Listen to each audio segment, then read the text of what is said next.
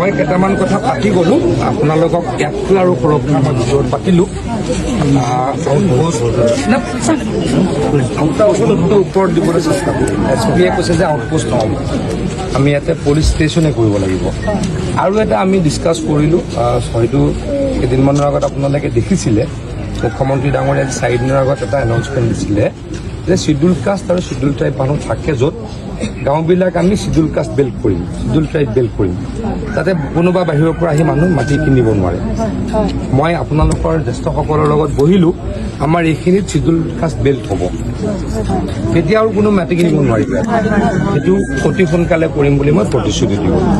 এইটো মই নিজে চাম এখন কমিটিত মই নিজে আছোঁ অতি সোনকালে কৰিম আমাৰ মানুহৰ সমিলমিল আছে এইটো শিডিউল কাষ্ট বেল্ট হ'লেও আমাৰ জেনেৰেল মানুহে কোনো আপত্তি নকৰিব যাতে বেলেগ মানুহ আপোনালোকে কোন গম পাইছে তেওঁলোকে আহি ইয়াতে অন্যায় কৰিব নোৱাৰে সেইটো কাম মই কৰিম অসমৰ সংবাদ জগতখনৰ বাবে এক সুখবৰ নৰূপ নসাজেৰে প্ৰায় 30 বছৰীয়া অভিজ্ঞতাপুষ্ট সাপ্তাহিক কবচ পুনৰ এবাৰ ৰাজ্যৰ মাজলৈ স্বত্বাধিকাৰী প্ৰণীতা কলিতাৰ দ্বাৰা প্ৰকাশিত আৰু অমৰজ্যোতি প্ৰিণ্টাৰ্ছ গুৱাহাটী কমাৰ্চ কলেজৰ বিপৰীত ফালে মুদ্ৰিত